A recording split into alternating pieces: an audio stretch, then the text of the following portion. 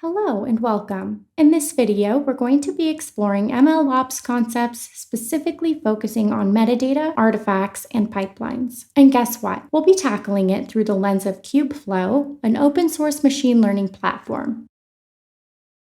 Our mission today is to employ Google Cloud's managed version of Kubeflow, zooming in on Vertex AI pipelines. That said, we'll keep the concepts portable to other cloud environments. Intrigued? Let's dive in. With what we're about to cover, you'll gain the ability to handle model management, experiment tracking, datasets, and AI metrics in an almost effortless way. Ready to get started? On the Google Cloud Console already? Perfect. Navigate to Vertex AI and enable all the recommended APIs. Once we've got that covered, we'll bring to life a Vertex AI Workbench instance. This is our launchpad, our gateway into the world of pipelines and MLOps metadata. Let's navigate to the Workbench service and create our instance. Feeling adventurous? There are some advanced options available too.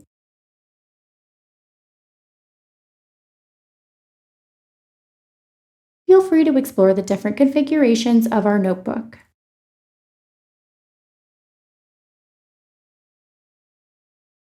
Our primary concern here is the machine type, not too extravagant, but modest, scaling it down a bit.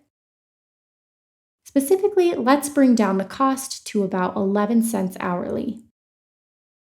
Engage with other configurations and remember to keep the idle shutdown enabled. Follow along, folks, as we create this instance and wait for the Jupyter notebook to be ready in Vertex AI Workbench. With the notebook buzzing, we're going to dive into the Open Jupyter Lab button. Just ensure Python 3 is there for our notebook environment, and don't forget we still need to do some installs at the top. Ready to install? Let's stealthily do a pip install with the quiet flag of the Google AI Platform library, as well as the KFP, Kubeflow Pipelines library.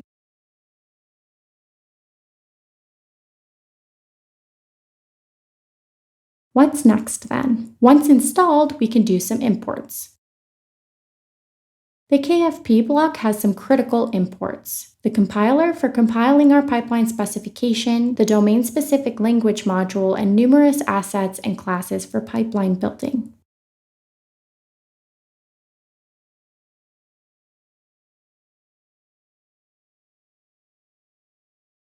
A few constants need defining at the top as well, like a home for our configurations and our project ID. But wait! To be on the safe side, let's restart the kernel to ensure those pip installations are successfully onboarded.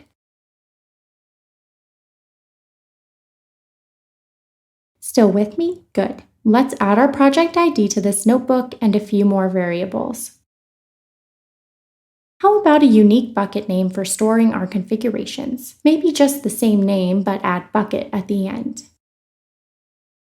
And while we're at it, let's bring that bucket to life.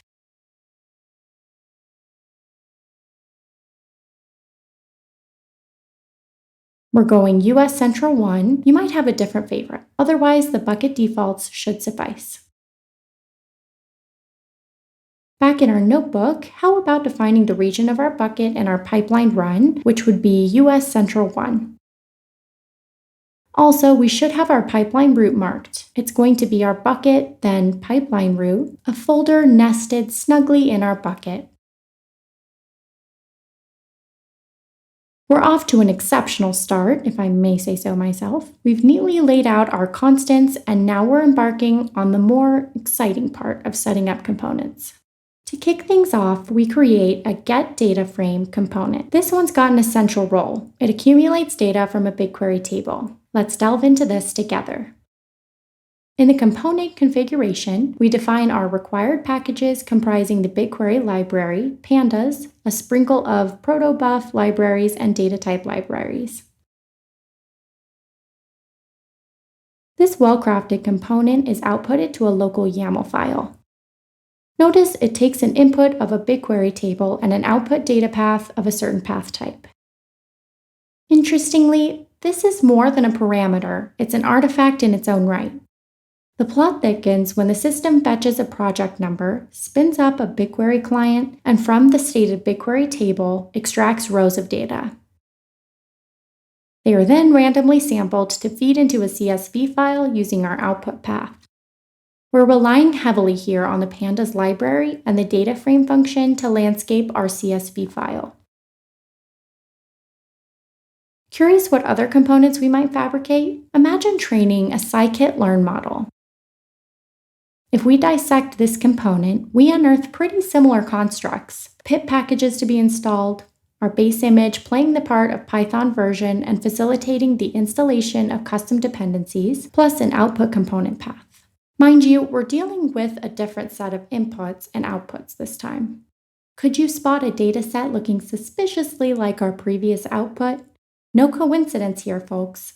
We'll see how all this aligns as we proceed, but for now, just note the pleasing symmetry.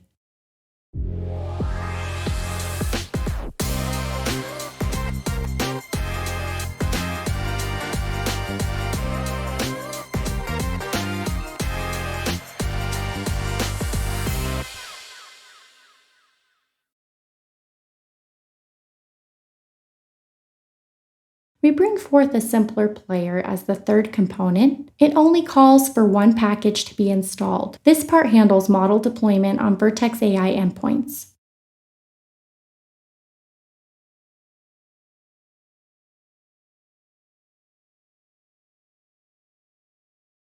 We're now equipped to unite these elements and take things up a notch. We'll reveal more about the artifacts and intriguing elements while we set off this pipeline. Our main components seemingly tread separate paths, but watch as they unite for the all-hands-on-deck exercise of running the pipeline.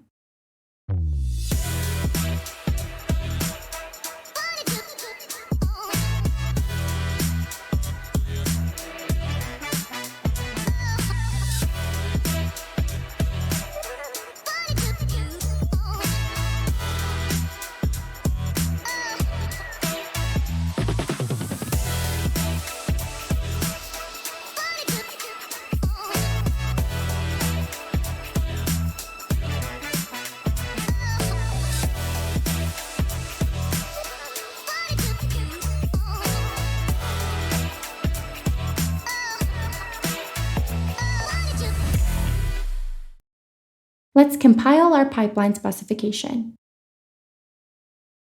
The resulting JSON file may appear complex due to its deeply nested structure, but it's a powerful specification of our pipeline.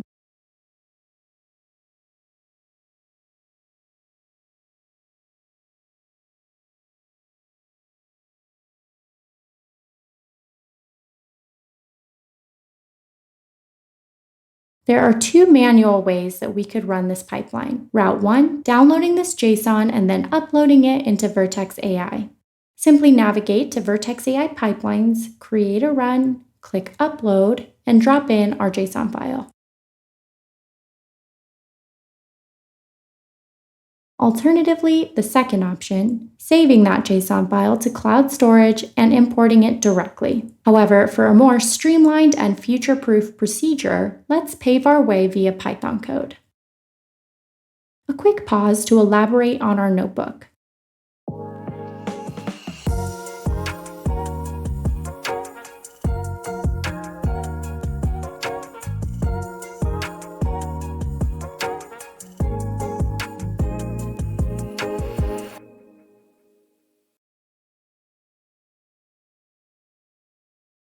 In the ensuing execution cells, Run 1 will be our first mission, harnessing our compiled JSON specification to run a job.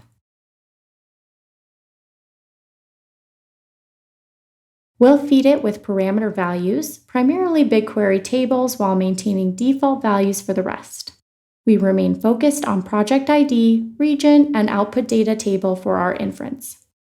But remember, we're enabling caching as well to ensure efficiency. Let's spice up the scenario by throwing in another run with a larger dataset. It's time to witness the changes in the outcomes. Gear up. Let's start punching in the data, defining the job, and embarking on the submission stage. No luck. Fret not, we can easily fix this in our runtime config.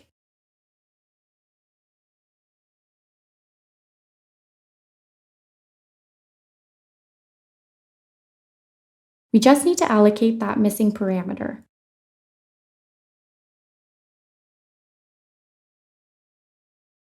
Our bucket, like a jigsaw piece, should fill in the missing details.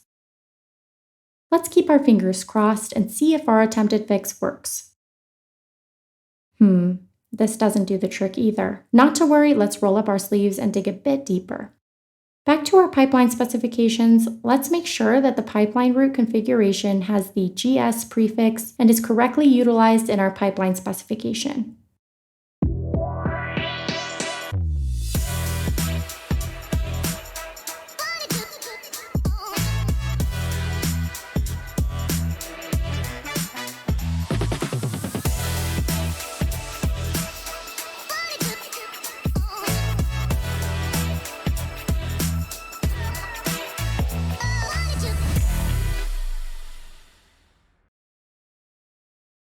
Alright, now it's catching on to the pipeline path exactly as expected. So, our execution sequence appears to have been slightly off-kilter. How about we untangle our Google Cloud Storage component here? It should be existing already in the pipeline structure. Alright, and now we're up and running. So all we needed was this GS prefix included in our pipeline route. This is going to be the source for our outputs and all of our nifty creations, or artifacts. Now, by clicking on this link, we can ensure it's running the pipeline. Seems like things are temporarily on standby here as the computing power gets ready to push our job through its paces. And, of course, we can also detour to this pipeline page and see exactly what we've just set into motion. A few minutes of patience, and then it's showtime. Once the pipeline finally gets down to business, you'll notice this hovering pending tag on the currently functioning task. First, the data frame materializes, leading to the creation of this dataset artifact. This dataset then lays the groundwork for model metrics and a tangible model. Post-deployment, the model lives on in Vertex as an artifact while the endpoint serves as another final deliverable. These abundant artifacts, if you've pieced together the pattern, are the avenue towards understanding lineage and effective AI/ML tracking with Vertex AI and Kubeflow's impressive artifact system. Tasks finished? A little green validation checkmark will tell you so. More curious about the specifics? Delve into each task's log by dipping into this bottom panel. Meanwhile, as the pipeline does its thing, we don't just twiddle our thumbs. Our attention can be focused on our dataset that was carved out by our Get Dataframe task. A peek into ML metadata and we can uncover key insights about it. Seemingly mundane information like the lineage of artifacts suddenly becomes a powerful tool in our hands. Our journey extends to the artifact itself, which, in real terms, is simply the output data path.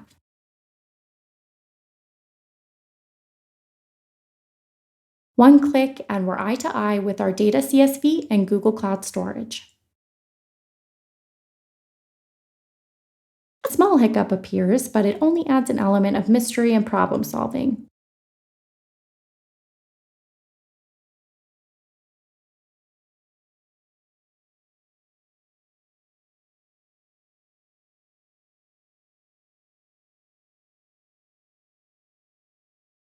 Delving into our console, we find the system had been running smoothly for a bit. It might take a minute for the logs to emerge, and here they are.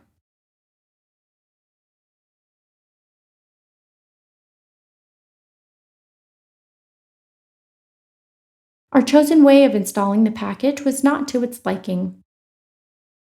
A minor setback, nothing more. Let's go back to our notebook and fix the Scikit-Learn installation. Locating it seems to be right here. We'll also double check whether the other installments are consistent with Scikit-Learn.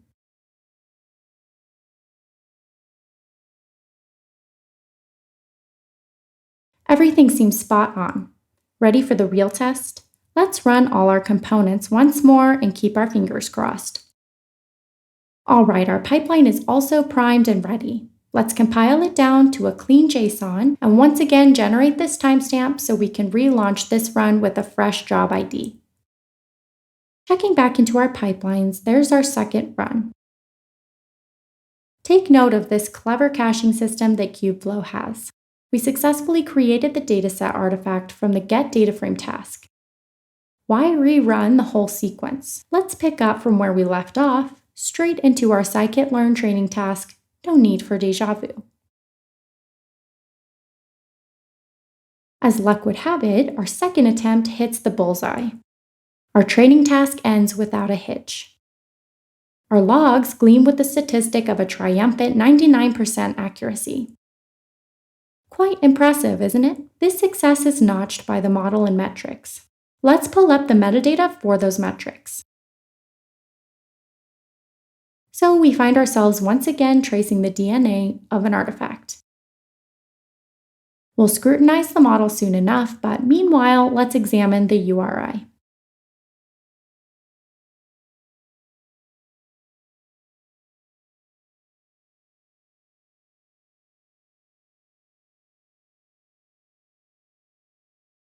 Next is our model's metadata and URL.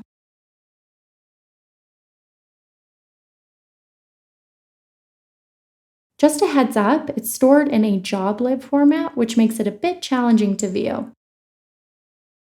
Still, we've secured these artifacts along with the lineage, and we'll see richer and more intuitive model artifact views shortly. The deployment process, exciting as it might be, does tend to take much longer than the other tasks. As for now, we're a good 23 minutes into the deployment, while the training only took a mere 2 minutes. That's more than 10 times the duration. But hey, while that's on the run, why not make the waiting fun with a second submission? Let's call it Run 2, firing up a completely different pipeline job. Alright, let's go back to our pipelines page. Here you can see our first faltering pipeline, the ongoing successful one, and our third nascent pipeline. Patience, my friends. Our larger pipeline will soon deliver its results, and in its wake, our smaller one should finalize too. Uh-oh, it seems we've run into a speed bump. Let's dive into this error. Looking at our logs, it appears our model deployment hit a snag.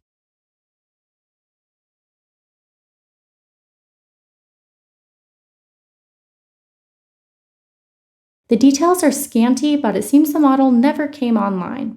Let's dig a little deeper and take a peek at our logs again.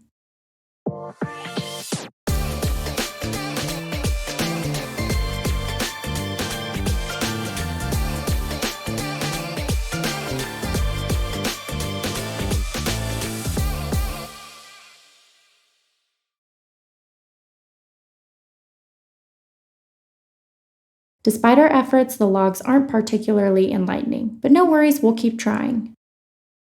Let's explore our online prediction page. This is where our endpoints live. These seem perfectly fine and active, but alas, our deployments failed.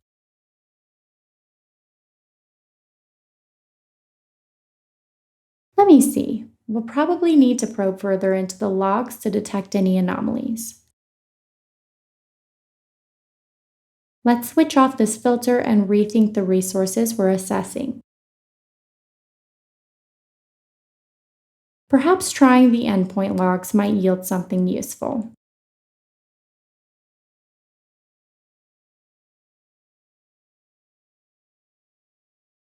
Right now, our logs indicate errors.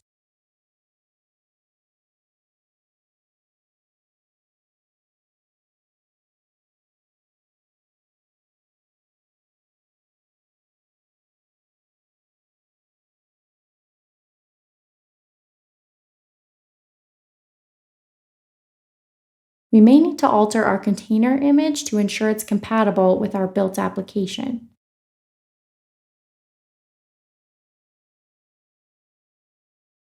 Having a closer look at this image, we have Scikit-Learn tags up to 1.4 at this point.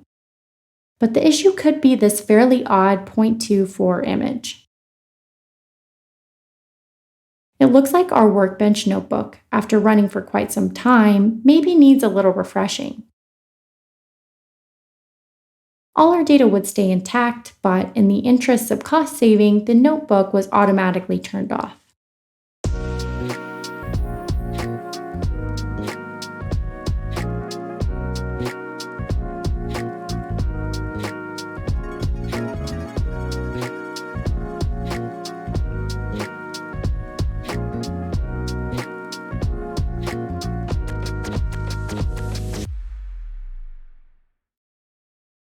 Bringing it back to life should be fairly quick. Once done, we'll retrace our steps. This time, we'll pick a newer image version for the deployment task, say 1 through 4.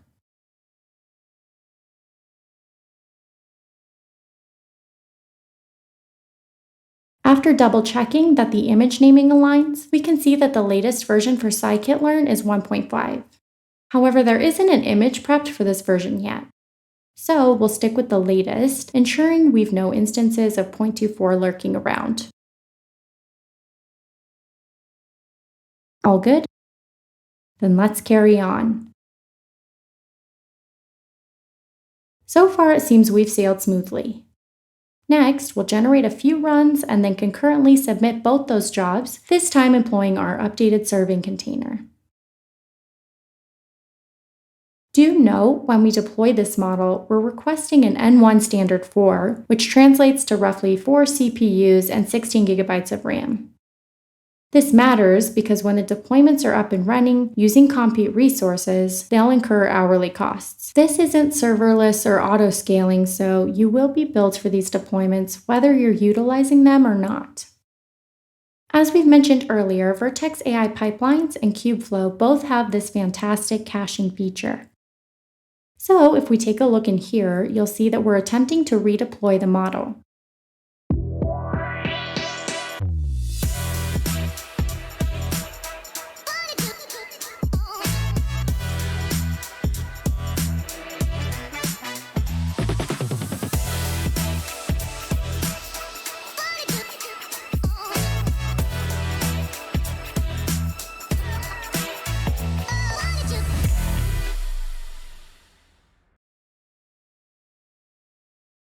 Okay, let's delve into our Scikit-Learn documentation.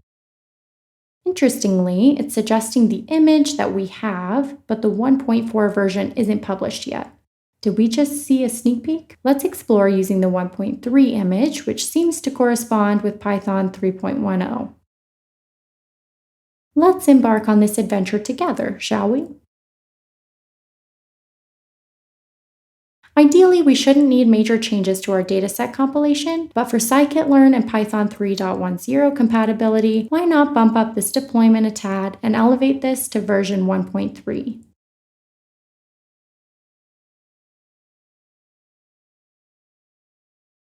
If we're aiming to cover all the bases, we could even pinpoint our Scikit-Learn version as version 1.3. Great job, folks! We've now got excellent compatibility between what we're using to train our model and what we're using to serve it, namely Python 3.10 and the 1.3 Scikit-Learn version.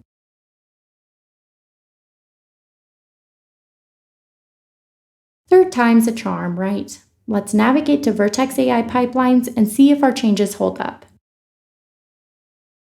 Given the amendments we've made to the Python version and the package version for Scikit-Learn on this job, we should anticipate that we'll need to rerun everything. But hey, who doesn't love the thrill of the third try? Yes, successful deployment, done and dusted. On our pipelines, we notice both large and small pipelines have run successfully.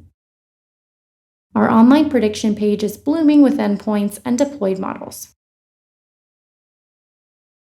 Time for us to inspect this. Did you know you can deploy multiple models to a single endpoint? We might have considered that option, but things are shaping up well already. A key focus of this video is understanding the importance of metadata and the MLOps process. An exciting part of this process is that we've automatically created important artifacts.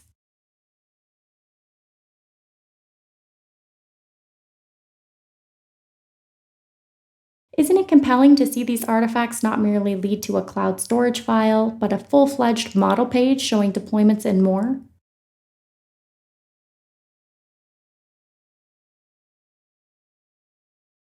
Try picturing this: multiple model runs that allow us to track and compare metadata. Riveting, right? Let's examine our last 2 runs, for instance, and compare these hard-earned metrics.